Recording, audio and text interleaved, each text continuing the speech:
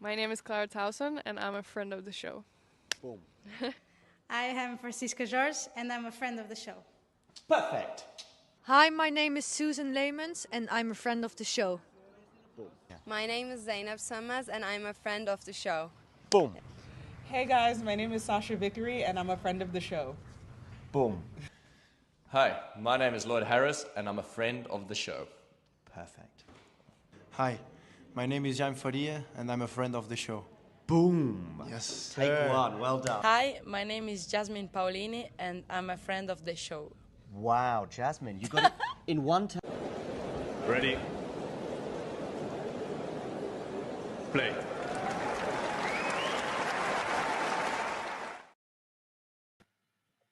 Hey guys, welcome to the pre-Wimbledon ATP Weekly. Obviously, in the title, you've got a lot of stuff about Wimbledon, and we're going to talk about that in detail, the preview and like everything regarding that. But first, we, of course, have to give a mention to the guys who won Eastbourne and Mallorca today. Let's just start with, obviously, Taylor Fritz, who is dominating that event since forever. I think since 2019, he's only lost once and won 4 titles. This time not without dropping his serve, which I think he did in 22 and 24. This run was actually quite, arduous, let's say. But yeah, 2 titles on grass going into Wimbledon. That is pretty special. And it's kind of funny as well that 10 titles, Taylor Fritz has 5 on grass, considering how short the grass season is. Yeah, that's true. I mean, of course, the fact that he finds himself so well here in Eastbourne, 4 titles here, it's makes a lot of the stat, but it's not easy, of course, to win a tournament at any levels so many times, especially Eastbourne. It always feels like there always can be some dangerous opponent, some opponent you can even lose against. It hasn't been a walk in the park, this tournament for him. Just great showing, a very, very solid grass season, which is obviously what he needed. Winning 2 titles in 3 weeks is always great stuff, but especially for him, first part of the season, he, for different reasons, a bit of injury and, also some difficulties, he wasn't really living up to the expectations he had set, by reaching number 4 in the world last year. But yeah, I would say he's back on track. Just the early loss he had at the Queen's Club, but against Moutet, first of all, Moutet is playing great, and he's also kind of tricky opponent with his style also for Taylor Fritz. So winning 2 titles is great, and I think he'll go into Wimbledon with lots of confidence. We'll be back into this later. He will need confidence in Wimbledon. And it feels predictable, but actually this run has had its challenges, and so it's been very good for him to weather the storm when it's been about, for example, he wasn't able to win that tiebreak against Fonseca, and then the match got suspended. He went up break in the deciding set. He got broken back. It was not really a difficult match, but even the other 2 against Giron was very, very tough. And, against Davidovich, I mean, we had a lopsided deciding set, but actually there was that first service game to open the deciding set, which was very close. Fritz was close to getting broken. And who knows how things could have gone if Davidovich would have broken in that first game. And yeah, today as well, not very easy in the first, the first part of the match. But yeah, overall, it's been the match which, has had fewer problems for him. Just great to get these title feelings, winning these 2 titles, and especially also getting points, because we know also the race is important, and Fritz needed to get some points in order to be back on track to that fight, to reach Turin, and of course now a big, the bigger thing in Wimbledon. Yeah, I think for both players who won titles this week, it's certainly, the draw is not kind to them at Wimbledon, but we will, of course, talk about that later. Yeah, definitely a tougher title for him than the last couple that he got in Eastbourne. Also a tougher one than the Stuttgart title that he won 2 weeks ago. And of course, he was unbroken as well. Yeah. Still, I mean, this much momentum. Also, just the fourth player to win 2 titles this year on the ATP Tour. Of course, Auger-Aliassime, Cobolli, kind of maybe unexpected names. Fritz is the more expected one. And Carlos Alcaraz, there's a certain guy who has 5 titles. Also, I think the first player since like maybe Berrettini in 2022 who has 2 titles going into Wimbledon. And if memory serves right, I don't think Matteo even plays that Wimbledon edition. So no, due to COVID, because of the COVID test. So that was a bit of a waste from him, to pick up 2 titles before the Wimbledon main draw. And well, Taylor, I think, is going to play at Wimbledon. Maybe just one more thing from Eastbourne, of course, Jensen Brooksby making the final. I mean, to be honest, I feel kind of cheated that he didn't take the title because this would have been just so insane. Houston, I mean, I can't say out of nowhere his level was getting better, but the way he did it, and then Eastbourne definitely would have been out of nowhere. And as a lucky loser, I mean, Jensen continues to amaze. As unique as his character is, as unique as his game is, I guess in a weird way, it kind of makes sense that he's getting these runs, not when we expect them and not when he is in like the best of forms. No, absolutely. I mean, just a player that we know he can be, dangerous whenever his form and his mentality, his concentration are there. And this season has been, the first part actually even made sense because, coming back, of course, it was not easy the first weeks. And then his level, as you said, progressed. And then, the Houston run was, kind of unexpected in that way. But, maybe in that moment, we were thinking that something, good was in the store for him for the rest of the season. And it hasn't been like that until this week. But I mean, for sure, he reminded us that, he's never a name that we can really sleep on. I don't think he's also somebody, players really, really want to see him in the draw because, of course, he can play not at the level. He cannot show his best. And then, of course, it's another thing. But we know that with his kind of an orthodox style and, of course, also the way he can, kind of find his peak level out of nowhere, it's always sort of dangerous.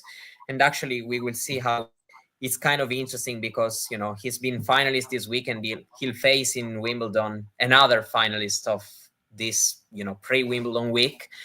So, well, I mean, just great stuff. After being lucky loser, he's also got a fantastic win yesterday. So I'd say, plenty to be happy about for him. Of course, maybe he would have for sure wanted to get a title, but, losing to Taylor Fritz in Eastbourne, many players have lost to him. Yeah, since 2019, only Mackenzie McDonald hasn't, and I think someone beat him in 2018 as well, but I don't remember who it was by now. Anyway, that's the story of Eastbourne, and indeed, Jensen Brooksby is going to play somebody in the Wimbledon round 1 who was in the final in Mallorca, and in fact, even won it. So let's talk about Talon Griekspoor now, obviously the champion there, and third title, second on grass. The first one he got on the surface was Hertogenbosch 2 years ago. So at home, we know that he has an excellent record at home, always peaking in Rotterdam, always doing well in Hertogenbosch as well. But this time he wasn't able to play it. This time his grass season started later after the injury he had at Roland Garros. He's now top 20 in the race as well, which, if you ask me, it feels very relevant. Absolutely. I mean, I always say that he has that best ranking of 21. I'm sure he would love to do at least one better, just for, it's always nice to say I have entered the top 20. And of course, the race now has sort of a relevance because, it shows that for half a year you have played at that level. He was already quite close to win a title. He would have completed the surface set, but of course he lost to Darder in Marrakesh. He's had a great season so far. First times in the quarterfinal of a Masters 1000 event. First time in the second week of a Grand Slam at Roland Garros. First time beating a top 5 player. It happened at Indian Wells as well. So now, of course, the title kind of feels deserved, not conclusion, because the season, is still very much in progression. But, thinking at what he has done and the level he has played at this year, it feels like, it's deserved that he has this sort of recognition. And he's also played very well this week, at times back some 70s stuff with the serve and volley.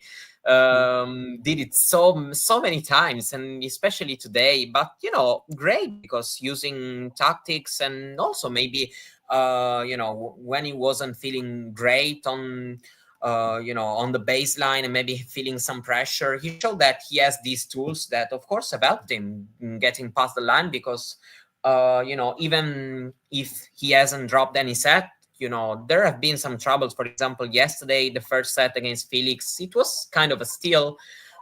Felix had many break points. He was playing way better, actually. It was sort of feeling that it was like just matter of time that Felix would have been able to do something in that set, but showed great resilience, playing great under pressure, and that's what this sport is about. And it's just been a great display for him. He's been very consistent. I saw he's like 18-1 against non-top 20 players on the ATP Tour, of course. There's also a challenger lost to Basilashvili. But yeah, just to show that, he's, this year just started, beating regularly these players that are, under a certain spot in the ranking. And he's also been dangerous in, against some top players. So yeah, for sure. We would have said that he can be very, very dangerous at Wimbledon. He still can be, but, we will see that he'll have to face some very, very tough challenges right from the start. But, for sure, confidence is high.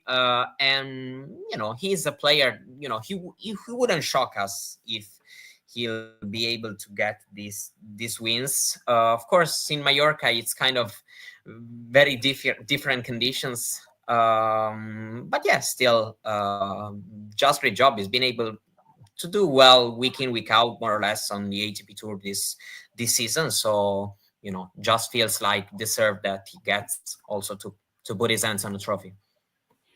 Yeah, just a shame he couldn't compete, to his best standard against Zverev at Roland Garros. That match kind of felt like, well, that could have been maybe a perfect encapsulation of what he's been doing recently, but obviously it didn't happen. But he's had some very good matches against him nonetheless. The final in Marrakesh, which you mentioned, the title here. Yeah, we're gonna get to that bloodbath section at Wimbledon very, very soon. We can basically wrap up Mallorca here. I think Corentin Moutet making a final was also obviously a bit of a story. Doha 2020 was his first, so he had to wait quite a few years. Well, I don't know if he's like a dark horse for Wimbledon right now. I think he also raised a good point that Mallorca is not exactly the same in terms of conditions. It was also so hot the entire week. I don't think it's going to be quite like that at Wimbledon. No, just the first round. Yeah, these players might struggle a little. These players might struggle a little to take their games to London because, well, it's only 2 days for Talon, for example, right? He only has 1 day basically to travel tomorrow, unless he's flying already today. I don't know. And then obviously he has to play on Monday since the bottom half is. Oh, that's true. Yeah. Right? He's in the bottom half. Yeah, he's in the bottom half. Yeah. With Runa, yeah. Moutet, I think, is in the top maybe. So I think Moutet might have 1 more day. But yeah, unless you have anything important to add on Mallorca, we'll probably move on to the draw.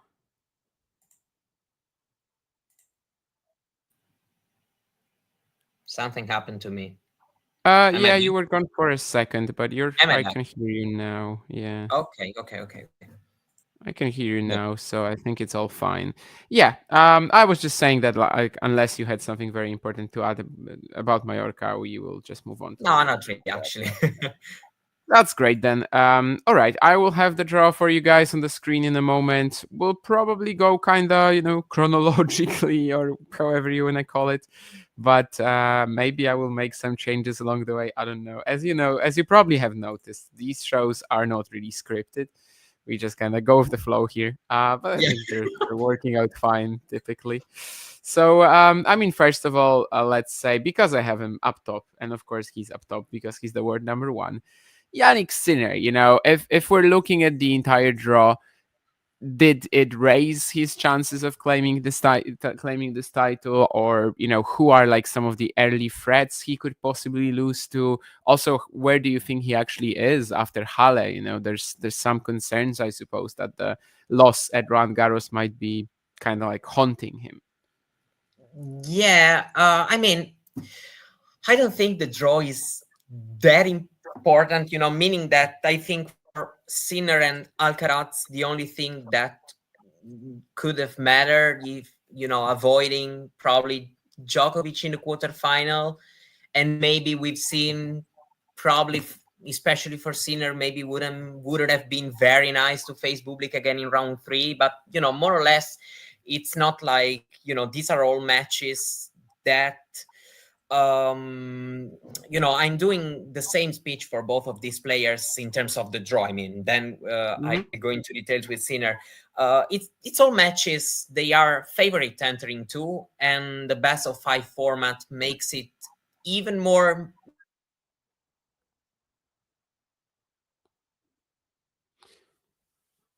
Yeah, we seem to have lost. Oh, okay. Yeah, are back now.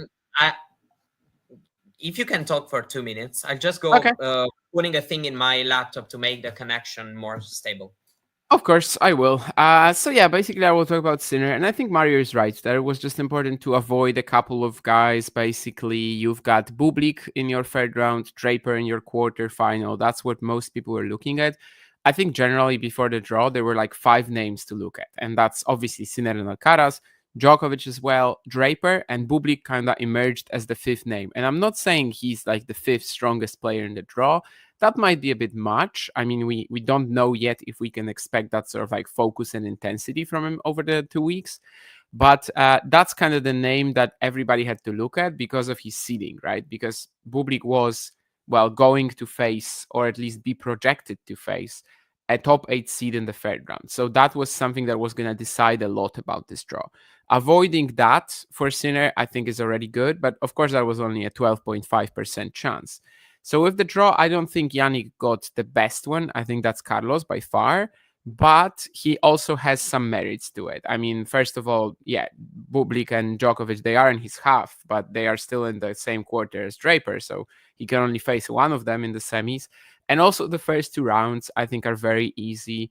And that's kind of what you want. Because if we have some concerns regarding like whether Yannick has adjusted to, you know, just the haunting loss at Roland Garros, and whether he is now sleeping okay after all that.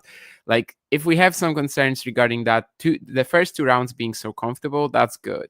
Like, that's basically something you want. And maybe somebody will say, you know, Denis Shapovalov, sure, but like, what are the chances that Denis plays 3 or 4 extremely good sets against Yannick right now? I don't think they're that high. You know, it's not quite last year when Sinner was playing Berrettini in the second round and Matteo was in such good form, and he was so scary at the time that I really thought Yannick might lose. I might have even picked it in my bracket, and you know, the match kind of justified it. So this year I like the chances of Yannick to just get a few comfortable rounds, and after that, you know, he's still one of the best players in the draw. I've been seeing a lot of like talk that, you know, Sinner isn't that good on grass or something like that, but let me remind you, that's how also, you know, that's what people were also saying before Roland Garros, and he's already had a few good Wimbledon performances. You know, I actually agree on everything. You know, I mean, even the Halle match, the Halle defeat, you know, is it even that bad to really start, you know, a lot of talk? You know, the turnaround is, you know, it's not easy. You know, basically we've seen even, I don't know, Alcaraz, for example, you know, having that match of, you know, just a bit of struggle against Munar. Of course, you know, Bublik has that X factor that can make him more dangerous and less prone to, you know, let you break him back, for example, in deciding moment, especially if he's really focused and serving well as he did. So, you know, I don't think that loss really justifies a lot of talk, you know, even when the draw was actually First of all, Bublik also went on to win the title. When the draw was in the making, we were also wondering where he was about to fall in the draw. So, I mean, he's a very, very dangerous player. And so, actually one of the very few players that maybe could, upset these guys early in the slam. We'll see if it's going to happen with Draper. Later, we'll go into that. And so, I think it's a fine draw, classic draw of a Grand Slam, considering the chances and the players that are in the draw. I mean, it's a normal draw, which makes him the favorite actually to reach especially the semi-final, so equaling his best performance. And of course, I mean, we know that in the sport there have been some losses that have shocked us in the past, and I don't know, maybe it'll happen this year. But if I have to talk about the draw, I think, yeah, as you said, the first matches, especially the first two matches, being quite good, not really dangerous, can really help him, and so I think he's gonna be fine. Actually, that's my feeling before this Grand Slam. Yeah, I definitely agree that like losing to Bublik in Halle is not the high down, by the way. I don't know if losing to Bublik in Halle is anything tragic. Definitely not. But I also understand that some people, it has to start some sort of a conversation, because that was the first loss not to Alcaraz since August. So just like, the sheer ridiculous aspect of that, like, okay, yeah, sure, it's something that just hadn't happened in many, many months. But yeah, I don't think it's that bad for him. Definitely not. Last year, Carlos lost in the second round in Queens. Jannik won Halle. At Wimbledon, it ended up differently. This year, maybe it will be a reversal of that. I mean, there's really no telling that it can't happen. And I guess I had something more that I don't even remember now. But yeah. I mean, Sinner seems to be in a good position. We don't know how that like mental aspect will maybe like work for him. If obviously there might be like a tougher match later on in the event where he's barely winning, or has that match point that maybe the thoughts of the Alcaraz final come back. But it won't happen in the first few rounds, No. So I think that's perfectly fine for Jannik to kind of like keep progressing here. And also worth remembering, oh yeah, that's what I wanted to say, that grass is just generally a surface that kind of makes the margins slimmer. Alexander Bublik has a 0% chance of beating Jannik Sinner at Roland Garros, but at almost 0%. But at Wimbledon, on grass, on a faster court, obviously it's going to be more serve-based. It's going to be more into that like lottery matches type of deal. So yeah, it's possible, it can happen, and Bublik just made it, showed us that. So yeah, if we were to look like at the entire 16 here, who's the biggest threat to Jannik? Is there a threat to Jannik? Who do you think will meet him in the fourth round? I mean, looking at the draw, despite the loss in Eastbourne, I still think that probably, Tommy Paul is the most likely player to reach that round. There is some danger. There are, of course, all these players, maybe not the first round, but yeah, I mean, these are kind of, players there is going to be a match against, but probably is, he looks like the favorite to reach that stage. Yeah, but overall, it's difficult for me in this, let's say round of 16 to imagine Sinner losing a best of 5 match, especially because these are also players, against which the margin doesn't really become that smaller. I don't know if you, if I can explain myself, if Jannik faces Paul, Paul is not that sort of player against which there is a huge difference of margins between, surfaces, meaning that it's not going to be, for example, as hard to break as Bublik, or, so I don't really imagine a really, really big shock for Sinner before the the quarterfinal. We'll see if I'm wrong. Even Mute, as I said, like Mute is on fire. Yeah, but maybe for a set and a half. For example, like it happened at the French Open in 24. But it's it's difficult for me to imagine in best of 5, like Mute to win 3 sets against Sinner. I don't know, maybe anything can happen, maybe. Yeah, no, I got what you meant. When it's like, I don't know, a baseline battle against Tommy, I guess it doesn't matter that much, yeah, if it's grass or a fast hard court or even clay. At least not as much as in the Bublik matchup, or I don't know, against someone like Opelka or whatever. I also don't really see that much in terms of who can trouble Yannick here. Just the boring answer is Tommy Paul, but that makes sense to me. Like, that's actually the player that I think would probably come up against him and have a decent match. I just don't know if something more is possible. There's always that chance of Shapovalov just putting in a ridiculous performance and winning, but nah, I mean, I don't really buy it either. Dimitrov, he made the 4th round twice in a row, I think, but right now, obviously, he hasn't played since the French. And yeah, Dimitrov Nishioka, I mean, it's just a game of who retires first, basically. So, Tommy Paul should probably be in the 4th round, and I think nobody is beating Yannick in this part of the draw. We will get to Draper, Bublik, and the likes in a moment, but first let's see who is maybe going to play Yannick in the quarters here. Okay, this is more interesting. This is just more interesting, but also there's a few, players we have question marks about. Shelton hasn't had a good grass swing. Even today he lost. I know it's an exhibition, but he lost to Echeverry at an exhibition, and also Musetti. Your idea about all those results, actually. Do we know anything about like Musetti's health status right now? Basically, there's been this thing in Italy. Media were all sure about Lorenzo in Wimbledon. No, it's fine, precautionary. And then when that retirement, the exhibition happened, then suddenly media started to freak out and asking questions. So there hasn't actually already been a clear answer, but I feel like from what I've heard in media, I feel like there's still a question mark. So it's really a tough section for me to predict. I think that for the way Musetti has been playing, and for the fact that he's also proven to be okay with the courts at Wimbledon. Last year he reached the semifinals. If he's fine, he should be the favorite in this section, and not just because of the seeding. I feel like there's still a question mark around him, and so I really want to watch that first match at least a little bit, to see on the court actually what is the situation, how he responds. Because if he doesn't respond well, then things get a lot tougher.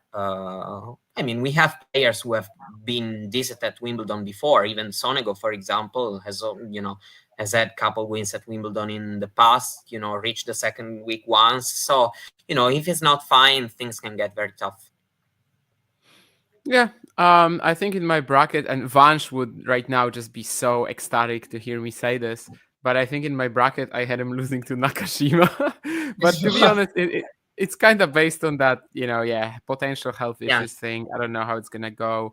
Maybe Brandon can take advantage. Why not? But if I was kind of just making this on the assumption that Lorenzo has had a very good grass swing, is entering the tournament with a lot of momentum, I'd probably have him in the quarters again. Losing to Sinner, but giving him some sort of a good go. With that, that kind of leaves Shelton as the main contender. But well, I already said that there are some issues as well. Last year he made the 4th round and battled Sinner for at least a while, but he was just too knackered. Or actually, the best set was the 3rd, but he was just totally wiped out after 3 previous 5 setters. It would be amazing for him to just reach the quarters and have a shot at Yannick again, do whatever he can. Some people have him losing to the ultimate grass court specialist, Alex Bolt, in the opening round. I don't know. After last year's Bolt-Ruud dilemma, where everybody was thinking that's a 50-50, and it really wasn't, I kind of have to see it to believe it again. Humbert obviously just made the Eastbourne semis as well. Very good grass courter. Could be dangerous. Marton Fucsovics is a lucky loser. I wouldn't hate his chances at a run. Former Wimbledon quarterfinalist. So I think that there's potential here for something absolutely to happen. I see more potential here, actually. With Shelton, the only thing is that we've always seen how, there's always been something about him and playing at a Grand Slam and the best of 5 format, having a bit more margin. So, I've always tried to, of course, I can't forget what happened in the previous tournament. And I never do, but at the same time, I always try with him to be cautious and say, this time he won't do well, because I know there's always something, maybe it's also, of course, the longest match, the longest course system, but also, I think also maybe some sort of, I don't know if just motivational or something, but, he's always showed up for Grand Slams, and I don't think it's a coincidence. So, I think it's going to be fine because, you mentioned also Humbert. The match against Monfils on paper could have been great, but, Monfils hasn't been that good on the grass this year. I don't know if, there's going to be a good match. Who knows? Possible. We'll see. I see all the potential in this section, I think I still had Shelton in my quarters, and that's actually exactly why, you said that in the longer format, he always kind of delivers. He can throw away a set, nothing happens. Last year, Mallorca, he loses to Jab, and, he had a very tough road to the Wimbledon 4th round, but he still got there. And that's kind of what I'm expecting again, just, some fighting through, some decent performances. Probably gets there, but would I think he is losing to, he's beating Sinner? Maybe if he saves up all his energy in the first 4 rounds, somehow arrives fit this time, maybe he's the player who kind of takes advantage of the lesser margins that we were talking about, slimmer margins that we were talking about. But again, it would be a very tough challenge for Ben, and of course he's already tackled Yannick a few times the last couple of years, and he beat him once, but that was a long way back. And I think with that we can move on. Jack Draper was the unlucky guy that we mentioned earlier. That one of the top 8 seeds had to run into Alexander Bublik in the 3rd round. Of course, first you have to kind of question whether Alexander Bublik even gets there.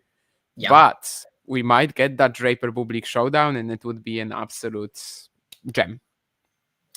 It's not, of course, without troubles, because I always think that at least this year, Munar, for example, is always kind of an annoying matchup, especially since he's feeling well on this, faster courts this year, shown a lot of, improvement in many aspects.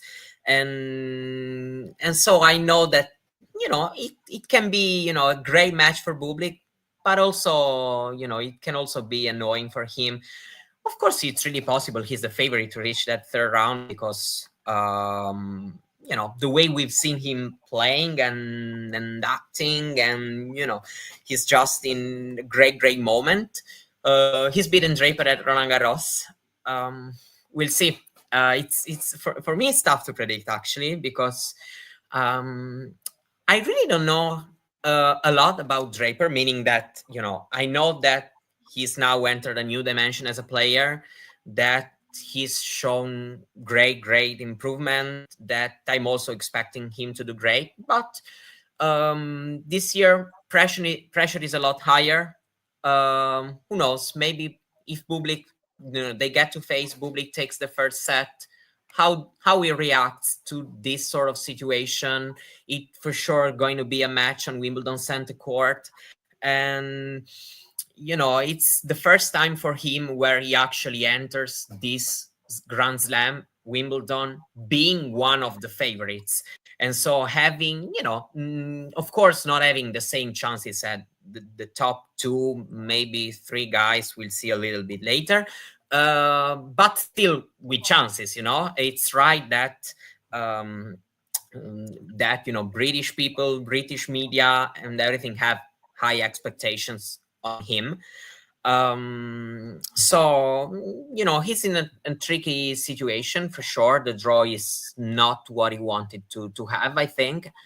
But yeah, at the same time, we also know how, draws can shapen up in ways we weren't expecting. Maybe a player who was supposed to be the most tough road and ends up not being like that. I gotta say that it's difficult for me to imagine him not facing Bublik in round 3 and eventually, Djokovic in the quarterfinal.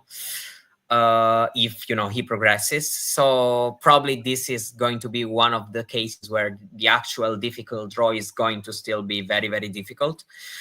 But yeah, for me, it's it's a matchup that if it happens, it's tough to predict. I want to see how Draper, sorry for the ambulance. How Jack will approach this Grand Slam. I feel this is going to be a very different pressure compared to other years and also the other Grand Slam events he has played so far. So I'm interested. Yeah, the argument for that would be what he did last year, right? He wasn't in the same position, but he was also expected to be like a dark horse. A lot of people had him in the semis at Wimbledon. And then he has that 5-setter of Elias Ymer and loses to Norrie in 3 sets, which was quite a shock. Like, not the loss itself, just the extent of it, the way he lost it. So totally, yeah, I get that. I think this time there's like absolutely no danger he loses in the first 2 rounds. I'm sorry to Marin Cilic, but not in best of 5. I don't think. Bublik, on the other hand, can lose in the first 2 rounds, and that would obviously open up the draw for Draper a lot. So I think if Bublik loses, that pressure element just does not come into play until the quarters. I just don't think it will be close enough between him and the other players. However, if Alexander Bublik is there in the 3rd round, maybe that's when we're going to see it.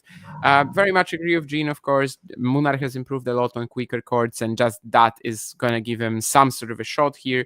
He's going to make himself a little bit more difficult. I think the Alcaraz match in Queens, that's more Carlos being in Ibiza form. But nonetheless, I mean, Jaume has played a lot of good quicker courts matches this year, has started like serve and volleying after slider serves sometimes. And yeah, all that is really going to make him a bit more of a pain in the ass for Bublik. So basically, this isn't like 2023 when Bublik won Halle and he just kind of sleepwalked through the first 3 rounds. And we gave him a lot of credit for like maintaining that momentum, maintaining that form. And you reached the 4th round, you went 5 with Rublev, so basically you just fulfilled the expectations. But this time it's not quite like that. Like, he's gonna have to be locked in from the first match. If he can do it, he's gonna play Draper, and I think it's gonna be an absolutely massive classic, probably a 5-setter. I don't think it really matters much who gets out of the other section. I think the winner of Draper Bublik just beats them. I think I had Menchik in my section. I mean, my bracket, but I would just pick the winner of Draper Bublik to make the quarters regardless. Yeah, probably. The other section is quite difficult to predict because, I don't know, Menchik has been, he won a few matches on the grass, but hasn't really looked that good. There's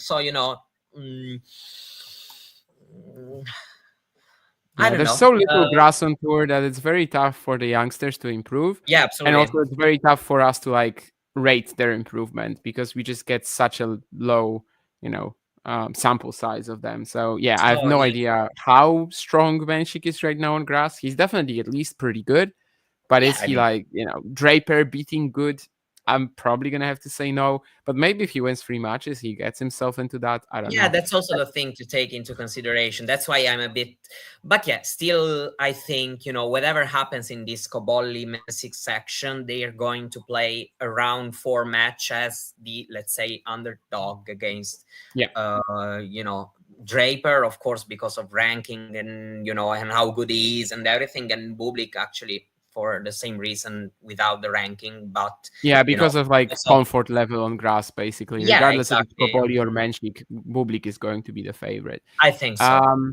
You mentioned Djokovic earlier. You seemed pretty confident on the fact that he should make the quarters. So should we just approach this section that we have on the screen right now as kind of like we did with Sinner, like who can beat Djokovic rather than, will Djokovic make the quarters because it seems, or is he the favorite? Because it seems like he's just doesn't really have too many threats here. I'm going to give the same boring answer, actually, I gave for Sinner, meaning that I'm going to pick the seed, just because I think he's at least the player who can maybe, for example, show a little bit higher of a return level, for example, which can be important against, in any of these matches. For example, with, we've seen the seed there for third round is Mikkelsen. Mikkelsen has done good on the grass, but I think the matchup is particularly hard for Mikkelsen. He needs to move so well against Djokovic to be able to return well, and we know that Djokovic serve has become great, and especially on the grass with that slice, he can use it so well. And it's really not easy, and so I'm probably just going to go with de Minaur because he's had a couple losses lately, but I think he also shouldn't lose in the first two rounds. I think, at least if he's if he's in a good place, and I just think that he's the one who can do something a bit better on return, maybe create a few break points. And so just for this reason, a bit the same reason I said Tommy Paul for Sinner. For me, it's more or less the same situation. Yeah, I just don't think anyone is beating Novak here. Maybe I would just like to see Djokovic Evans. It'll be fun. It's just a unique, different matchup. I just don't know if 3 sets, obviously, let's say 3.5 hours of playing against Novak right now, it just doesn't seem too possible for Dan, even though, of course, he's the younger player of the two. And I had Alice in my 4th round, which, it's a little out possible. there, but, it's very possible. And also, I just don't think it matters too much who you have playing Djokovic in the 4th round. I think it's still Novak to the quarters. And that's kind of where I think we can even end this because, Novak just got a pretty good draw in the first few rounds. It's not quite maybe his Roland Garros one, where until the quarters he just had 0 problems whatsoever. I think there might be somebody this who makes it even better. Usually I think the best possible draw is kind of not really risk to lose or get dragged into long matches, but still, an opponent who can play you into form, so I think it's really a nice draw for him, for any of these reasons. Like, these are good guys, but they shouldn't, trouble him that much. Yeah, I mean, that's a fair point. At Roland Garros, though, it didn't hurt him that the draw was obviously so easy since he beat Zverev after. And he's been peaking. He's been coming with full motivation for the slams this year. So I kind of expect just that. Also, nice point, Jane, about the, maybe like being an underdog against Bublik or Draper could be decent for Menchik because if we remember his recent slam losses, one of them actually to Bublik at Wimbledon last year. Both of them, all of them, sorry, I was thinking like the last 4, he's choked them away basically, so he could use something like that, but first he needs to get to that 4th round, and that has also been a bit of a problem for him recently. Let's talk about this section now where we have kind of like Fritz, Medvedev as the standout names. I think there's a seed here who is one of the biggest winners of this draw. I think there's a seed here who basically became the 6th favorite for the title in my mind, which might be a little controversial, but that's what it is for me. And there's also a seed who is like completely, well, I don't want to use the F word, but it's tough. I know he's won 2 titles going into this tournament, but Pecci Pericard and then Diallo, Davidovich Fokina even, who pushed him in Eastbourne, 3rd round potentially. This is just ridiculous. Yeah, they also haven't even had to add, so...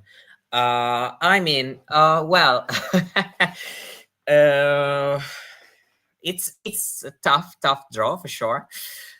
At the same time, I can also see him, it makes it tough to predict his run because, these are matches he can win. Of course, it's not like it would be shocking if he beats Pecci Pericard and Diallo. And at the same time, these are also matches like he can lose and, it wouldn't be that big of a shocking, it wouldn't be Stakhovsky-Federer level. So, it's really a draw which has to be taken match by match, I think, because every round has his, its big challenge. These are all matches he can win and he can also lose depending on his own level and how the opponent shows up. So I think, it's just a draw to be taken, just match by match. So I don't really have that much to say. While with Medvedev, of course, considering his, him being the 9th seed, he's gone pretty okay. Because he had to one of the 5 to 8 seeds, and he avoided Djokovic, and I think that's the only thing that matters, because then I don't remember who there is. Actually, there's also one more important thing, which is that he lands in the Zverev quarter. Yeah, exactly. The That's other three also are what I way wanted worse. to say. The other 3 are way worse. Yeah. Yeah, I wanted to say that, of course. Round 4 opponent is Fritz, and it's okay because it's not Djokovic. And quarter, of course, being Zverev. For example, last year he still managed to get out of his quarter last year, but he was unlucky because as a 5th seed he got Sinner, and that was quite unlucky. But yeah, we know that being in the Zverev quarter, it's good. Between the top 4 seeds, is the only one who never did great at Wimbledon. He's not really looking that good on the grass. He basically still wins some matches because just of his shots being good, him serving at times great.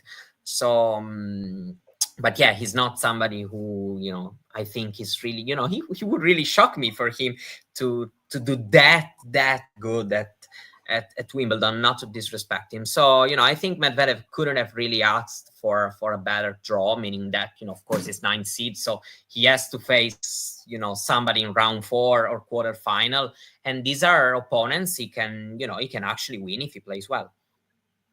Yeah, Ashley was asking who has the easiest draw on paper. We haven't got her there yet, but I think it's pretty clear Alcaraz is the biggest winner of the draw. But Yeah, after that, it might be Medvedev. I don't know if I made myself clear at first, Jean, but to me, Medvedev has become that 6th favorite. Like I said I think when you were switching your internet, I said that like there were 5 names before this draw, before we saw it, that were kind of in my mind. I mean, obviously, Sinner, Alcaraz, Djokovic, Draper, and Bublik kind of became that 5th name after Halle.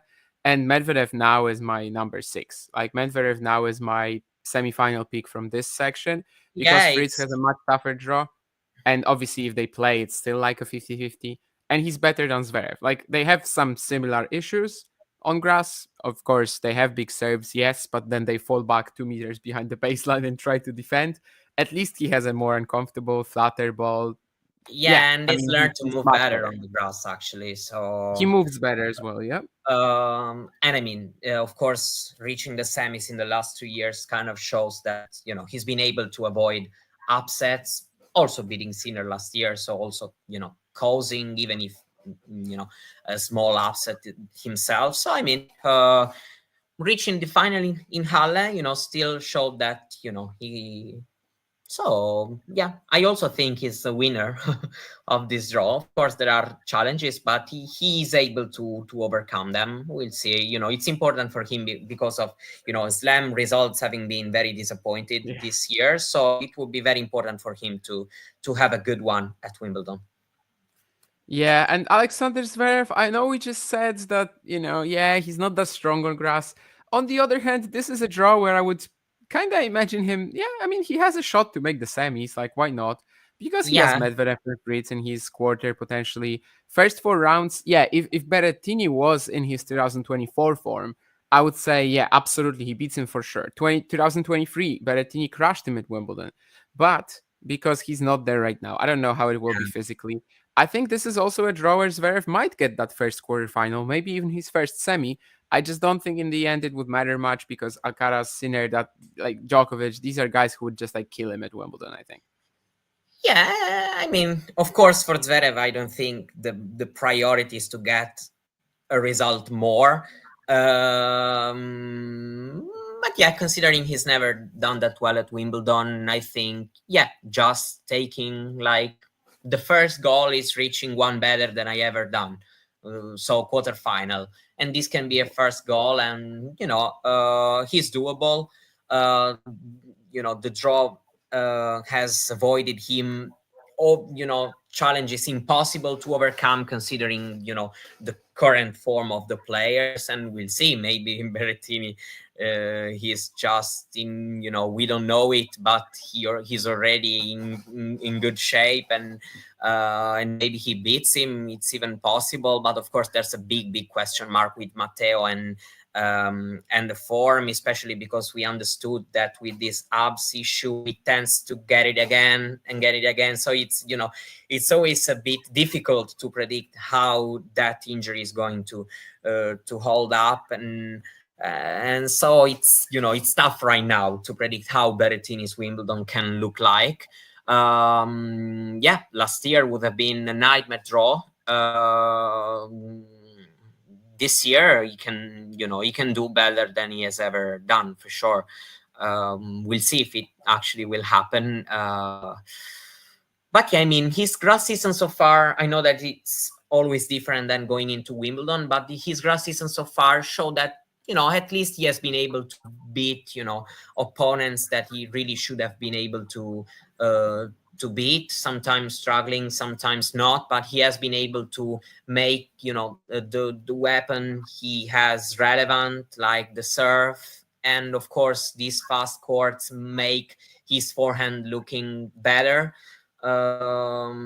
So we'll see if it will be enough to overcome challenges. First round is a bit annoying, but it's it's very possible, of course, for him to win, and the second even more. So we'll see.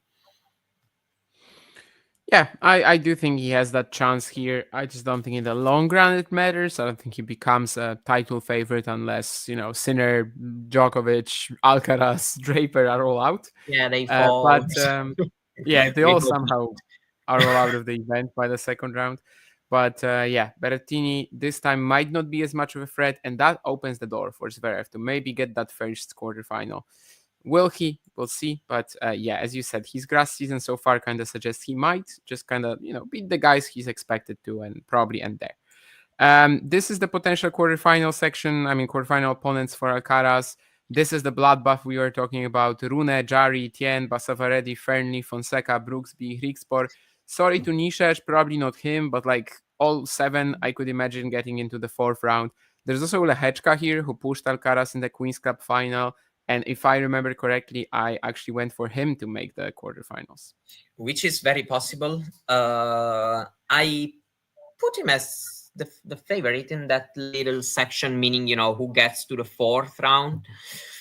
Of course, others have done okay at Wimbledon in the past. It's a section where there are players who have showed something on the grass, but, not like to really have great run at Wimbledon, I think.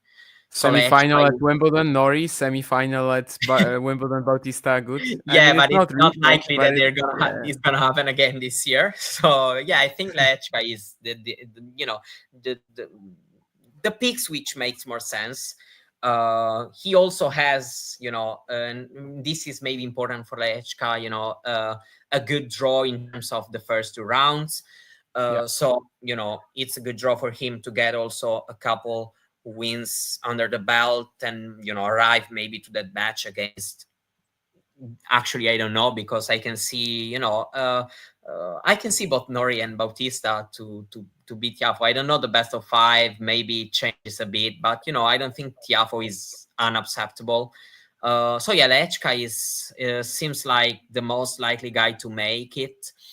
And on the other side, meaning the Rune Griekspoor section, almost all of them showed something to us. We've seen, of course, this week Griekspoor, Brooksby, Rune. We know that he usually struggles to win straight sets matches and everything in slams, but he's starting to show up and reach, consistently reach those rounds. Even at Wimbledon he did. So he for sure can be him.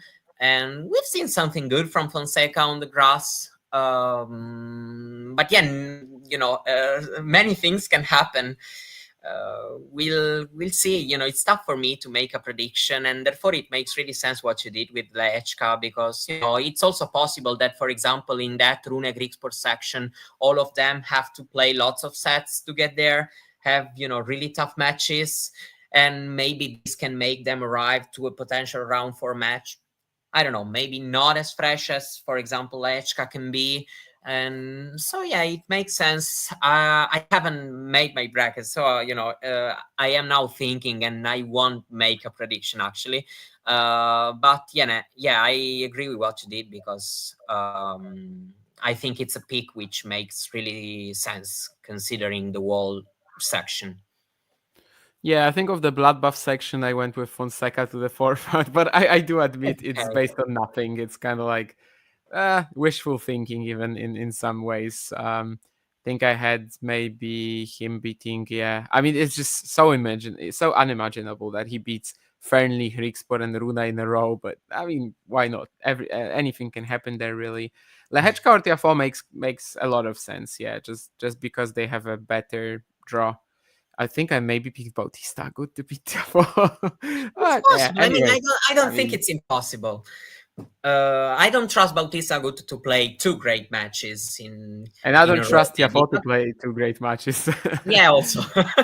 So I mean, it's definitely possible, and I mean, there we have the other, the last round, let's say round of 16 section, which 1-2 years ago wouldn't have been possible, considering the seats and how the ranking has changed.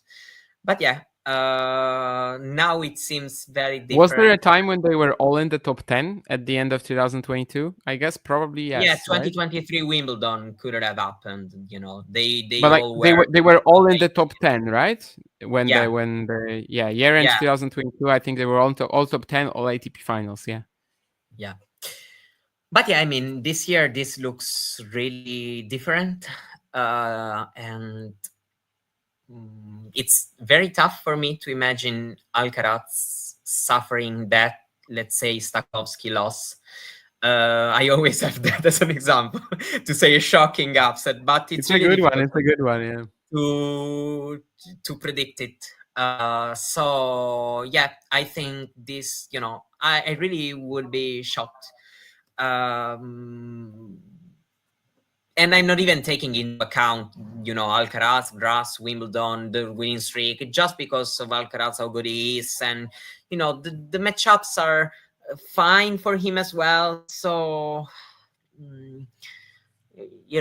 it's really difficult for me to imagine, of course it can be interesting as a little section, this one between Rublev and Tsitsipas, of course, not in the long term, I mean.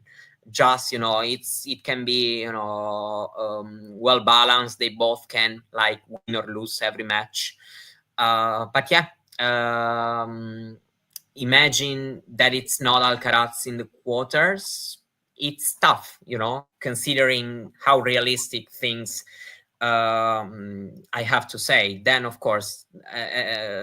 Something crazy can always happen. In 2017, nobody was expecting Istomin to win that match.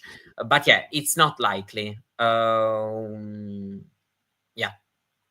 I like the throwbacks. Yeah, I think 2013 was when Wimbledon was still held like a week earlier, so I was still in school. I remember a friend of mine just asking me, who do you think is going to win Wimbledon? No, Federer, obviously. I mean, he's the defending champion. And the next day he loses to Stakhovsky. Like, what the hell is happening?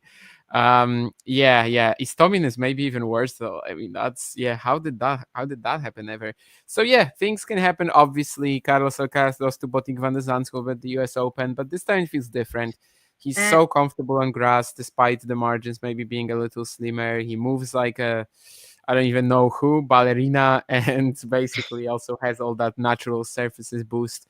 He seems like the main favorite to take the title. Carlos Ordefield is still too harsh on the other players, on Djokovic, on Sinner, on Draper, but he does feel like the main favorite, and he does feel like someone who should make the final, simply because of all the other main contenders for the title being in the top half. And yeah, I don't think he's losing before the quarters. I think the quarters is where you could see him struggle against like a Lehečka, like a Rune. Yeah. Fonseca, maybe not yet, but someone like that. Yeah, Lehečka or Rune, maybe, but still, obviously, he would be a massive favorite there, especially if he keeps surf-botting like he did in London recently. Different venue in London, but still. And I mean, in just terms of, finishing it off, Alcaraz in this final is kind of what we already said. I don't think it matters much if he's going to play Fritz, Medvedev, or Zverev. He's going to be the favorite to get there. But do you have a strong lean on who do you think will face Sinner in the semis? Would it be Bublik, Draper, or Djokovic? As these seem to be, the main three big names. Look, I'm going to probably to say the most predictable thing ever. I still struggle to see Djokovic losing this best of 5 match against. It's possible, of course. Both, we are imagining maybe either of Draper, Bublik, probably. I don't know. My feeling is that Djokovic in the slams is still very solid. His results at Wimbledon, have been great. I know that every year that passes is still, but in the slams it hasn't really happened like that. Meaning that what happened this year, there was an injury going on in Australia in that semi-final, then lost to Sinner, which has become kind of the most difficult matchup for him. Maybe we'll see about grass, but in clay and hardwood, probably it's the most difficult matchup for him right now. So, he's still a top guy in this tournament where the motivation is high. And therefore, it's definitely possible, of course, that, there are a couple guys that have the quality and the level to cause him real trouble and even beat him. But I'm not predicting it. That's my feeling. Ashley, I would say easy draw to the quarters, but getting both Bublik and Draper in his quarter final is not easy. Well, I guess he could have gotten Sinner or Alcaraz in his quarter, but he also could have gotten Zverev. But yeah, the first 4 rounds for Novak are very good. The quarter, it will be pretty difficult with Bublik and Draper. I think Bublik, Draper, if they play tomorrow, it's like a 50-50 for me. But of course, it's tougher for Sasha to get to the third round than for Jack. So that already gives some sort of a percentage chance to Draper. And out of Draper and Bublik, I think Draper would have a chance at beating Novak. I'm not convinced on Bublik. But in my bracket, I went Djokovic to make the semis as well. And Sinner, Alcaraz, are we destined to get that final, or is something actually going to happen this time, unlike at Roland Garros when we were just waiting for it the entire fortnight? And honestly, I mean, to the complainers, which you were one of them, you were saying that it's the best. No, I'm sorry. I have never said anything. I get what you meant, but then when we got the final, I think it kind of made up for all of that. Yeah, I'm sorry. Let's say that French Open, it really seemed like 99.9 possibility.